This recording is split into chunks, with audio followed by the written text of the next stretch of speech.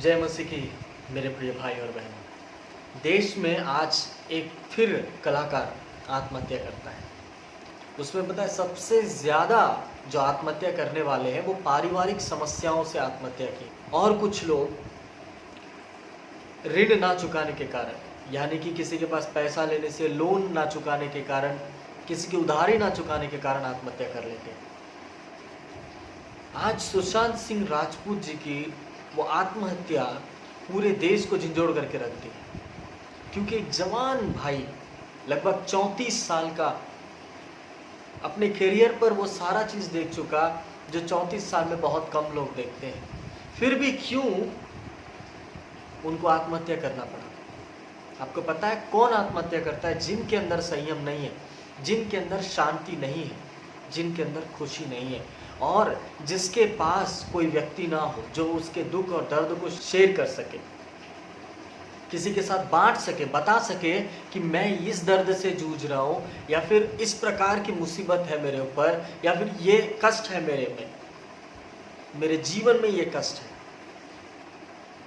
मैं आपको एक बात बता देना चाहता हूँ, ये जो शरीर है जिसमें हम रह रहे हैं ये हमारा नहीं है, याद रखिएगा।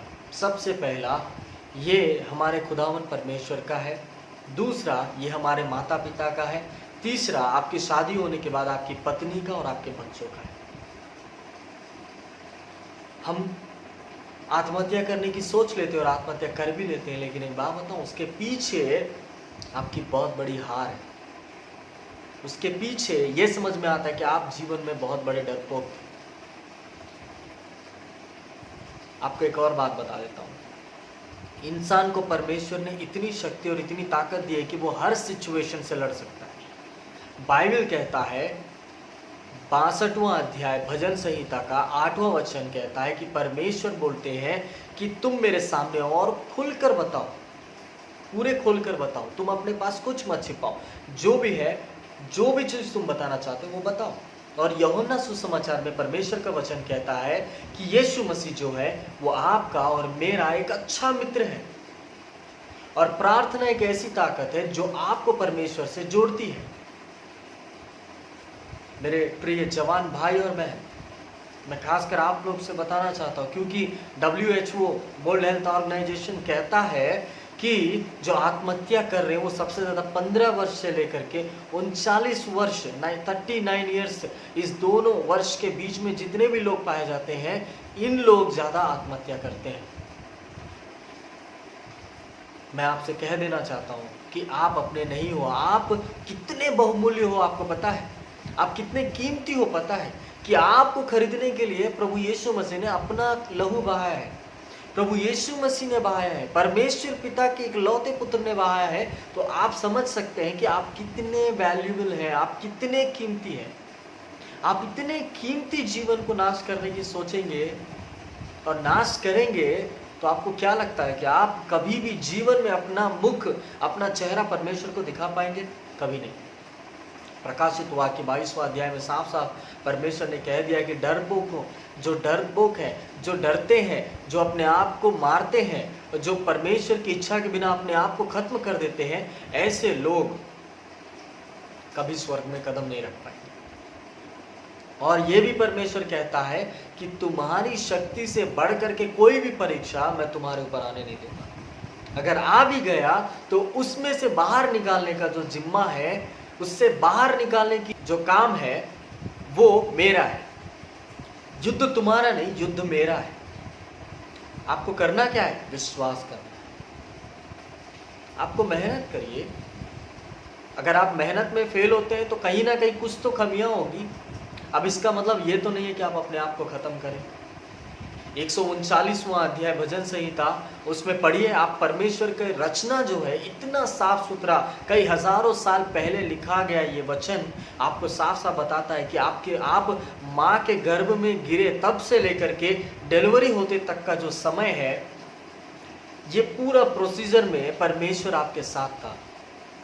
जब आप माँ के गर्भ में 9 महीने थे तब भी आपके साथ था, जब आप डिलीवरी हो रहा था जब भी आपके साथ था, और जब आप पृथ्वी पर अब तक जीवित रह करके ये वीडियो देख रहे हैं तो अब भी परमेश्वर आपके साथ है। इसमें कोई शक नहीं है, किसी प्रकार का डाउट नहीं है। आप किसी भी डॉक्टर के पास जा करके बोलिएगा या पूछिएगा कि डॉक्टर साहब ये बताइए कि मेरी जो हड्डियां हैं वो कितनी हैं, या बचपन में मेरी हड्डियां कितनी थी, या फिर आप बोलेंगे मेरा ब्लड ग्रुप क्या है, या फिर आप पूछेंगे कि मेरे में कितने ऑर्गन्स है, कितने अंग हैं, वो सब बताएगा। लेकिन अब वही डॉक्टर को ये पूछेंगे कि डॉक्टर ये बताइए, जब मैं अपने माँ के पेट में था तो मेरे अंदर प्राण कहाँ से आया, मेरे अंदर वो जीवन कहाँ से आया, तो उसके पास कोई जवाब नहीं। लेकिन बाइबल में जकरिया की पुस्तक 12वां अध्याय उसका पहला वचन कहता है कि आत्मा को रचने वाला परमेश्वर यहोवा है, वो ही रचता है। और आपको पता है आपके ऊपर प्रभु यीशु मसीह के हजारों प्लानिंग्स हैं। परमेश्वर का वचन कहता है यदि आप ऐसे मुट्ठी में रेत को ले लीजिए और आपको रेत को लेने के बाद आप उसके एक एक कण को गिनते बैठिए, आपको कई सालों लग जाएंगे। ठीक उससे भी ज्यादा जो प्लानिंग्स है वो परमेश्वर को आपके ऊपर है। तो आप कैसे सोच सकते हैं कि मैं अपने जीवन को समाप्त कर लूंगा? आज परमेश्वर आपसे ही बात कर रहा है। ये जीवन आपका है। यदि आपके जीवन को आप अच्छे तरीके से समझना है तो आप बाइबल पढ़िए। और बाइबल में याकूब की पत्री में परमेश्वर का वचन कहता है कि परीक्षा में वो लोग पढ़ते हैं जो अपनी गलत सोच की वजह से या लालच की वजह से परमेश्वर के वचनों को बगल में रख के परमेश्वर के आज्ञाओं को नकारते हुए जो आगे बढ़ते हैं वो समस्या में गिरते हैं। लेकिन प्रभु यीशु मसीह ये भी कहते हैं कि वो समस्या में गिरने के बाद भी यदि आपको सच्चाई का अनुभव होता है, अपनी गलती का एहसास जब आपको होता है, तो वापस आइए, फिर मैं वहीं खड़ा हूं अपनी दोनों बाहों को फैला करके, फिर से आपको गले लगाने के। आप भूलिएगा मत कि परमेश्वर हमेशा आपके साथ है और हमेशा आपके साथ रहेंगे आपके आखिरी सांस तक। यशायाह में साफ साफ कह दिया है, बूढ़े होते तक मैं तुम्हें अपने कंधे पर बिठा करके ले चलूंगा। सोचिए, कोई भी पिता एक जवान लड़के को अपने कंधे पे बिठा सकते हैं? नहीं। लेकिन मेरा पिता परमेश्वर कह रहा है कि आप बूढ़े भी हो जाओगे, उसके बाद भी मैं तुमको अपने कंधे पर बिठा करके ले चलूंगा। कभी संकोच मत कीजिए। शैतान हमेशा आपको अविश्वास में ले जाएगा, शैतान हमेशा आपको बुरे ख्यालात में लेके जाएगा, लेकिन वचन ही एक ऐसा है जो आपको हमेशा सच्चे राह पर लेकर के चलेगा। बाइबल की 66 पुस्तकें ऐसी है जो आपके जीवन में बहुत सारी बदलाव और बहुत अच्छी चीजें आपके जीवन में लाने के लिए एक प्रभावशाली साबित है। बाइबल एक ऐसी चीज है जो आपको साइंस, आपको हिस्ट्री, हर चीज आपको सिखा सकता है। उसमें कई सारी चीजें हैं जो आपको सीखने में समय लग जाएगा, पूरा जीवन भी बीत जाए तो शायद आप बहुत कुछ चीजें नहीं समझ पाएंगे। लेकिन एक बात है, वो आपका जीवन जरूर बदल देगा, जैसे मेरा जीवन बदला है।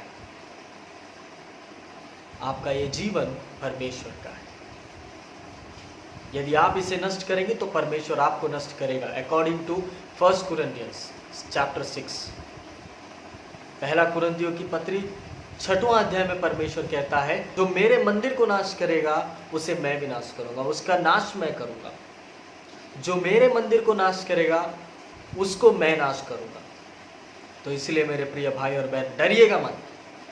जीवन में बहुत सारे चीज हमको सीखने हैं। परमेश्वर हमारे साथ है। Praise the Lord.